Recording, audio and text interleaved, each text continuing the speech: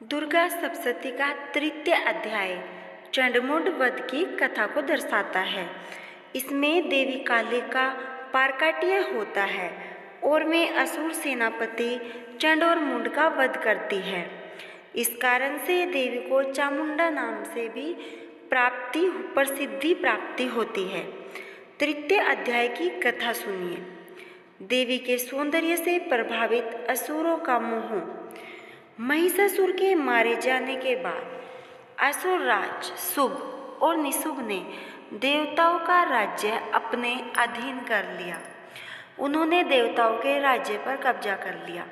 उनके पराक्रम से भयभीत देवता हिमालय पर्वत पर जाकर माँ दुर्गा का आह्वान करने लगे।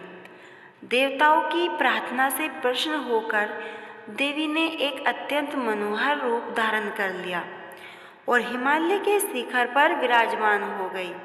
जब शुभ और निशुभ के दूतों ने देवी को देखा तो वे उनके अनूप सौंदर्य से प्रभावित हुए और उन्होंने वहां जाकर अपने स्वामी शुभ को बताया, महाबली शुभ, आपने तीनों लोकों के रत्नों को अपने अधीन कर लिया है, लेकिन हिमालय पर एक अनुपम स्त्री प्रकट हुई है जिसका सौंदर्य अवर्णनीय है।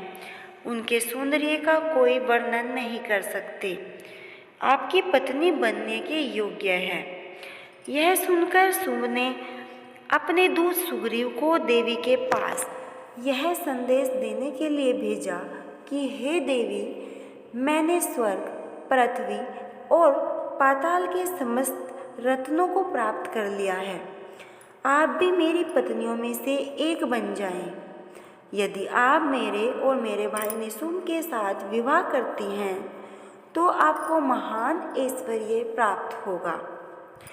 देवी ने मुस्कुराकर दूत को उत्तर दिया, हे दूत, मैं पहले ही प्रण कर चुकी हूँ कि जो भी वीर पुरुष मुझे युद्ध में पराजित कर देगा मैं उसी से विवाह करूँगी। यदि आपका स्वामी मुझे युद्ध में हरा दे तो मैं उससे अवश्य विवाह करूँगी, लेकिन पहले उसे मुझसे युद्ध जीतना होगा। जब सुग्रीव ने यह संदेश शुभ और निशुभ को सुनाया तो वे क्रोधित हो गए। उन्होंने अपने सेनापति चंड और मुंड को देवी की बलपूर्वक पकड़कर लाने का आदेश दिया। सुरों की विशाल सेना ने देवी पर आक्रमण कर दिया। यह देखकर माँ दुर्गा ने अपने भीतर से एक अन्य शक्ति प्रकट की जो काली के रूप में उत्पन्न हुई, जिसको हम काली माता ही बुलाते हैं। यह शक्ति अत्यंत विकराल पूरब के उसका रंग अंधकार के समान था।